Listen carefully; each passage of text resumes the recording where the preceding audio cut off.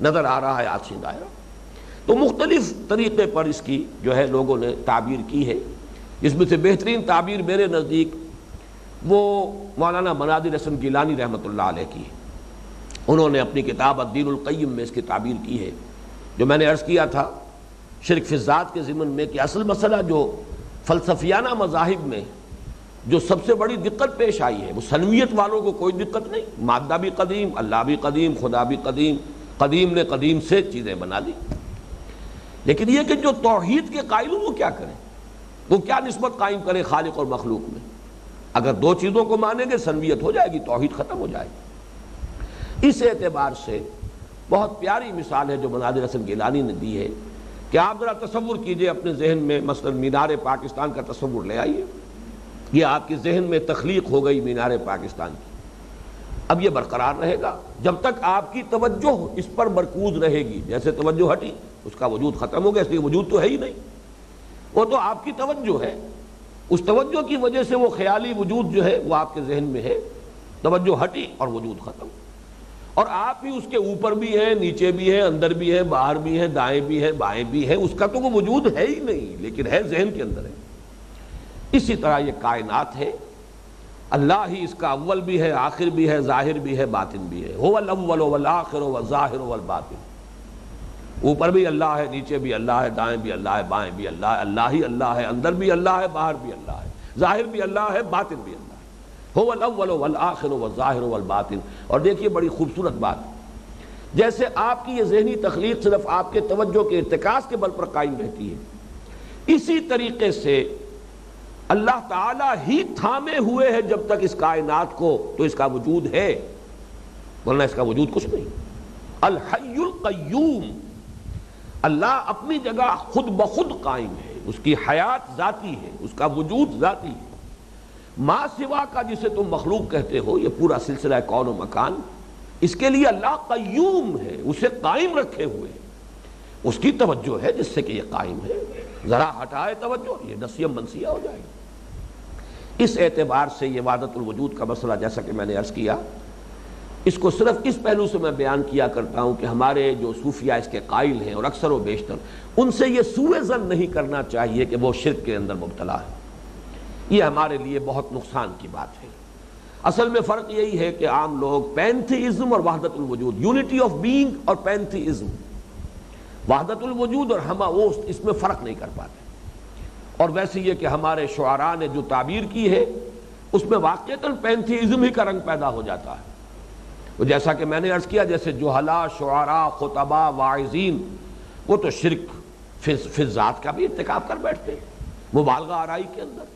اسی طرح شاعری میں تو ہے وحدت الوجود کی تعبیر جس انداز میں کی گئی ہے وہ پینتھیزم ہے، خود کوزا او خود کوزا کرو، خود گلے کوزا، خود رند سبو کش، خود برسر آن کوزا خریدار بے آمد بشکست و رواں شد۔ وہ خود ہی کوزا ہے، خود ہی وہ مٹی ہے جس سے کوزا بنا ہے، خود ہی کوزا گر ہے، کوزے کا بنانے والا ہے، پھر اس کے اندر وہ شراب ڈال کر خود ہی پینے والا بھی ہے، اس کو خود ہی خریدتا بھی ہے، خود ہی پھر توڑتا بھی ہے، اور پھر آگے رواں شد، پھر کوئی اور بساط بچھاتا ہے۔ اب یہ شاعری بڑی عمدہ ہے، بڑی پیارے الفاظ ہیں، بندشیں بڑی چست ہیں، صوتی آہنگ بہت ہی یعنی پسند آنے والا ہے بہت طبیعت کے لیے، لیکن یہ کہ اس کے اندر وہی سارا پینتھیزم کا تصور موجود ہے۔ اس اعتبار سے واقعتاً مسئلے کو الجھا بھی دیا گیا ہے، ورنہ وحدت الوجود، وحدت الشہود، یہ دونوں ایک چیز ہے، اور ان دونوں کا فرق اور امتیاز قائم رکھنا چاہیے۔ پینتھیزم سے وہ بدترین شرک ہے، شرک فی الذات، اور یہ در حقیقت توحید کی بلند ترین منزل ہے۔ اسی لیے ہمارے صوفیہ کہتے ہیں کہ لا الہ الا اللہ کی پہلی منزل تو یہ ہے کہ لا معبود الا اللہ، اس کی حقیقت تو اگلی نشست میں واضح ہوگی۔ اس سے ذرا اونچا انسان اٹھے گا تو تین الفاظ ذہن میں لے آئیے، لا محبوب الا اللہ، لا مطلوب الا اللہ، لا مقصود الا اللہ۔ اس سے بھی جب اونچا اٹھے گا انسان، اگر وہ لیول آف کانشسنس کے اعتبار سے اس لیول کو اٹین کر سکے تو لا موجود الا اللہ، لیکن اس کے یہ معنی نہیں ہے کہ جو کچھ موجود ہے وہ اللہ ہے، نہیں، یہ ہے ہی نہیں۔ بس یہ فرق ہے در حقیقت وحدت الوجود میں اور پینتھیزم میں۔ تیسری بات جو ہے کہ جو میرے نزدیک اہم ترین ہے اس توحید فی الصفات اور شرک فی الصفات کے ضمن میں، وہ یہ ہے کہ اس دور کا سب سے بڑا اور سب سے زیادہ عام شرک جو ہے وہ در حقیقت ایک فرع ہے، ایک برانچ ہے، ایک شاخ ہے توحید فی صفات کی، شرک فی صفات کی، اور وہ ہے میٹیریلزم، جو آج کے دور کا اصل فلسفہ ہے۔ لوگوں کے نگاہوں میں، ان کے فکر میں، ان کی سوچ میں، ان کے تصورات میں، ان کے تخیلات میں، ان کی اقدار میں، ان کی ویلیوز میں پیوست ہے وہ میٹیریلزم۔ اس کی بنیاد کیا ہے کہ مادہ حقیقی ہے اور مادے کی صفات بھی حقیقی ہے اور مستقل اور دائم ہے۔ یہ جو ایک سائنٹیفک جو انداز فکر پیدا ہوا، اور خاص طور پر جس کو کہ کہا جاتا ہے فزکس میں نیوٹونین ایرا، جو ختم ہو چکا، ہم جس دور میں سانس لے رہے ہیں یہ آئنسٹائن ایرا ہے۔ لیکن مجھے بڑی خوشی ہوئی کہ ایک بڑی حقیقت میرے علم میں نہیں تھی، میرا تاثر کچھ زیادہ تھا۔ اسی جگہ پر جو اس سال چارلس گائے ایٹن صاحب کے جو لیکچرز ہوئے ہیں، انہوں نے بڑی پیاری بات کہی۔ میں یہ سمجھتا تھا کہ یورپ میں، مغرب میں تو لوگ تعلیم یافتہ ہیں، ان کے کا لیول آف کانشسنس بھی اوسط جو معیار ہے وہ اونچا ہے۔ انہوں نے مجھے کہہ کر حیران کر دیا کہ یورپ کے لوگ بھی اکثر و بیشتر جو ہے، عظیم اکثریت ان کی، اب بھی نیوٹونین ایرا ہی میں جی رہی ہے۔ آئنسٹائن کے فکر کا لوگوں کو علم نہیں ہے، وہ تو چند لوگ ہیں کہ جو سائنسدان ہیں اور جو فزسسٹ ہیں، ان کو معلوم ہے کہ آئنسٹائن کا نظریہ کیا ہے، کس طریقے سے مادہ تحلیل ہو چکا، اس کا تو وجود ہی ختم ہو چکا، اب انرجی ہی انرجی ہے، الیکٹرک چارجز کے سوا کچھ ہے ہی نہیں، کسی شے کا وجود ہی نہیں۔ تو مادیت حقیقت میں تو ختم ہو چکی ہے، لیکن یہ اذہان میں پیوست ہے۔ پوری تہذیب جو ہے اس وقت کی، جو گلوبل سویلائزیشن ہے، یونیورسل سویلائزیشن ہے، اس کائنات پر، اس زمین پر، اس گلوب پر جس طریقے سے مستولی ہے، وہ اس کے اندر یہ میٹیریلزم جو پیوست ہے، اس کی بنیاد کیا ہے کہ مادہ حقیقی ہے اور مادے کی صفات، پراپرٹیز آف میٹر مستقل ہے، دائم و قائم ہے، وہ کبھی بدلنے والی نہیں ہے، وہ غیر منفک ہے، مادے سے ان کو جدا نہیں کیا جا سکتا۔ اس سے جو نتائج نکلتے ہیں، اب میں ذرا اختصار کے ساتھ ان کی طرف اشارہ کروں گا۔ ہمارے ہاں عقائد کی دنیا میں اس سے جو ایک بہت بڑا فتنہ پیدا ہوا، جس فتنے کے بانی کے سرزمین پاک و ہند میں تو سر سید احمد خان تھے مرحوم، ان کا خلوص اپنی جگہ پر، لیکن یہ کہ ان کا جو علم کلام تھا اس نے یہ بہت بڑا فتنہ پیدا کیا، اور وہ فتنہ اسی بنیاد پر سائنس کی نئی نئی آمد ہوئی تھی۔ انگریز حکمران کی حیثیت سے آیا تھا، ہم محکوم تھے، مرعوب تھے ان کی تہذیب سے بھی، ان کے علم سے بھی۔ سائنس تھی بھی ابھی اس دور میں کہ معلوم ہوتا تھا ہر چیز بالکل سرٹن ہے، قطعی ہے، یقینی ہے، اس میں تو کسی شک و شبے کی گنجائش ہے ہی نہیں۔ لہذا وہ سائنٹیفک ریشنلزم پیدا ہوا جس کی بنا پر معجزات کا انکار کر دیا۔ معجزہ کیا ہے؟ معجزہ حقیقت میں اس شے کا نام ہے کہ مادے میں جو صفات اللہ نے رکھی ہیں اس کی وضعیت کردہ ہے، اس کی ذاتی نہیں ہے، لیکن جب تک اللہ چاہتا ہے وہ صفات برقرار رہتی ہیں۔ جب چاہے اللہ جس سے چاہے اس کی صفت کو سلب کر لے، یہ کوئی دائم اور قائم صفات نہیں ہے۔ آگ میں جلانے کی صفت اللہ نے رکھی ہے، جب چاہے گا اس سے اس صفت احراق جو ہے جلانے کی صفت اس کو سلب کر لے گا، آگ نہیں جلائے گا۔ حضرت ابراہیم علیہ السلام کو آگ نے نہیں جلایا، اللہ کا حکم ہوا یا نارو کونی بردم و سلام علی ابراہیم۔ پانی کی صفت ہے کہ وہ اپنی سطح کو برقرار رکھتا ہے، لیکن یہ صفت اللہ نے پیدا کی ہے۔ ایسا نہیں ہے کہ اللہ تعالیٰ صفت پیدا کر کے اب عاجز ہو گیا، اس کے ہاتھ بن گئے کہ اب میں کیا کروں، میں تو پانی میں یہ صفت رکھ چکا ہوں، اب یہ تو لا ینفک ہے، اس سے غیر منفک صفت ہے، لہذا میرے لیے کوئی راستہ نہیں رہا۔ نہیں، وہ علی کل شیء قدیر ہے۔ یہ ساری صفات جو دی ہے، جس کو بھی دی ہے، یہ در حقیقت اس کی عطا کردہ ہے۔ لا حول ولا قوت الا باللہ۔ اور جیسے کہ شیخ عبد القادر جیلانی کی وصایا جو ہیں، جو اپنے بیٹے کو انہوں نے وصیت کی، اس میں یہ الفاظ بھی ہیں کہ لا فاعل فی الحقیقت ولا مؤثر الا اللہ۔ حقیقت میں کوئی شے فاعل ہے ہی نہیں، فاعل حقیقی تو صرف اللہ ہے۔ نظر آتا ہے کہ ہم یہ کام کر رہے ہیں، ہم کہاں کر رہے ہیں؟ جیسے کہ ہمارے متکلمین نے کہا ہے کہ ہم اپنے اعمال کے خالق نہیں ہیں، کاسب ہیں۔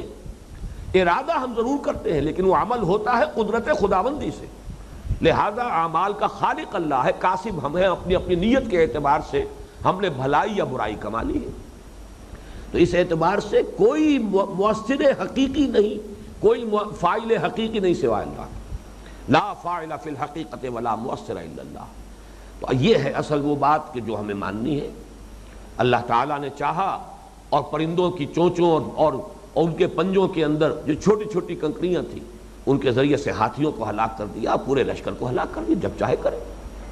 یہ ہے در حقیقت وہ معجزہ، خرق عادت اللہ تعالیٰ کے اختیار سے جب چاہے یہ جو نظام ہے، جو یہ قوانین طبعیہ ہیں، فزیکل اور کیمیکل چینجز کے جو لاز ہیں، اللہ تعالیٰ جب چاہے جس کو چاہے ساخت کر دے. اور اس میں قدرت خداوندی کا ظہور ہو جائے گا، قدرت خصوصی کا ظہور ہوگا. اللہ کی مشیت خصوصی جو ہے وہ اسباب عادی جو ہیں، عام جو قوانین ہیں، ان کا پردہ چاک کر کے اللہ تعالیٰ کی مشیت خصوصی، قدرت خصوصی ظاہر ہو جائے گی. اب چونکہ وہ دور آیا کہ نہیں صاحب پراپرٹیز آف دی میٹر تو وہ تو مستقل ہے، علیحدہ ہونے والی نہیں ہے، حقیقی ہے، دائم و قائم ہے، لہذا اب کیا کریں، مصیبت پر پڑ گئی. لہذا کسی نہ کسی طریقے سے آخر کوئی اس کی جو ہے کوئی توجیہ تو کرنی تھی. لہذا ان تمام چیزوں کی خالص طبیعی فزیکل توجیحات کی گئی. یہ مد و جزر کا معاملہ تھا. جب سمندر جو ہے وہ جزر پر تھا، حضرت موسیٰ اپنی قوم کو لے کر نکل گئے. جب فرعون آیا ہے وہ مد کی بات تھی، اس لیے وہ ڈوب گیا. مختلف تعبیرات، مختلف چیزیں. اسی طرح اور دوسرے حضرات نے بھی، مولانا فراہی نے بھی سورۃ الفیل کی تعبیر جو کی وہ در حقیقت اسی کی تعبیر ہے، یہی اسی کی ایک مثال ہے. اور میں اس لیے عرض کر رہا ہوں کہ یہ معاملہ صرف سر سید احمد خان کا نہیں ہے. یقیناً وہ امام کا درجہ رکھتے ہیں اس کے اندر، اصل بانی، اصل مؤسس وہی ہے. بہت صاحب علم انسان تھے، بڑے پختہ علماء سے انہوں نے علم حاصل کیا تھا. شاہ عبد العزیز کے شاگردوں میں سے رحمہ اللہ. اس اعتبار سے وہ کوئی آج کے دور کے منکرین سنت یا منکرین حدیث پر ان کو قیاس نہ کیجئے. لیکن بہرحال ایک نقطۂ نظر کے اندر کجی پیدا ہوتی ہے تو پھر انسان خشت اول چونے حد معمار کج تاثریا میر اول دیوار کج. لیکن یہ معاملہ صرف سر سید کا نہیں ہے، یہ معاملہ جو ہے مولانا فرائی کا بھی ہے. درجے کا فرق رہ گیا. مولانا ثناء اللہ امرتسری صاحب کا بھی ہے، اہل حدیث کٹر. لیکن یہ کہ وہ بھی حضرت ابراہیم کا جو واقعہ ہے کہ رب ارنی کیف تحیی الموتیٰ، جو سورہ بقرہ میں آیا ہے، آیت الکرسی ہی کے اگلے بعد اس کے بعد والے رکوع میں اس کی توجیہ انہوں نے خالص طبعی انداز میں کی کہ بس وہ ہلا لیا تھا ان کو، جانوروں کو، ان کو کوئی قتل نہیں کیا، انہیں ذبح نہیں کیا، ان کے ٹکڑے نہیں کیے، بس ہلا کر جو ہے ایک ایک جانور کو ایک ایک پہاڑی پر چھوڑا ہے، پھر پکارا تو آ گئے. اب یہ کون سا خاص مشاہدہ تھا جو حضرت ابراہیم کو کرایا گیا؟ یہ تو ہر بٹیر باز جو ہے وہ اس کو جانتا ہے کہ وہ اپنے بٹیر کو سداتا ہے، پھر سیٹی بجاتا ہے، بٹیر آ جاتا ہے. یہ در حقیقت وہی ہے جو توجیحات کرنی پڑی ہے لوگوں کو صرف اس وجہ سے کہ وہ جو چھاپ میٹیریلزم کی آئی اور اس کا جو رعب اور اس کا جو غلبہ ہوا ہے، اس نے در حقیقت ان تمام معاملات کے اندر ایک ایسی ذہنیت پیدا کر دی کہ جو خرق عادت ہے، جو معجزات ہیں، ان کی بھی کوئی ایسی تعویل کی جائے، سائنٹیفک اس کی ایکسپلینیشن ہو کہ جو ان قوانین طبیعہ کے اندر اندر اس کی توجیہ کر دے اور ہمیں اس سے باہر نکلنا نہ پڑے. تو پہلا مسئلہ تو یہ ہے. اصل مسئلہ ابھی جو ہے اس بحث کا مادہ پرستی، جو اس دور کا سب سے عام شرک ہے، سب سے وسیع شرک ہے. شاید ہم میں سے کوئی بھی اس شرک سے بچا ہوا نہ ہو. اس کو اچھی طرح سمجھ لیجئے، اس درجے عام شرک ہے. اور یہی ہے اصل بات کہ اس دور کے شرک کو پہچانیے. وہ دور جو پچھلا تھا اس کے جو شرک تھے، آج قبروں کو پوجنے والے کم رہ گئے، عوام الناس ہیں جو ہلا ہیں. لیکن یہ کہ مادے کے پجاری تو ہم سب ہیں. اس اعتبار سے ابھی اس بحث کا یہ حصہ جو ہے باقی رہ گیا ہے، لیکن اسے میں اگلی نشست کے لیے ملتوی کر رہا ہوں. اقول قولی ھذا واستغفر اللہ لی ولکم ولسائر المسلمین.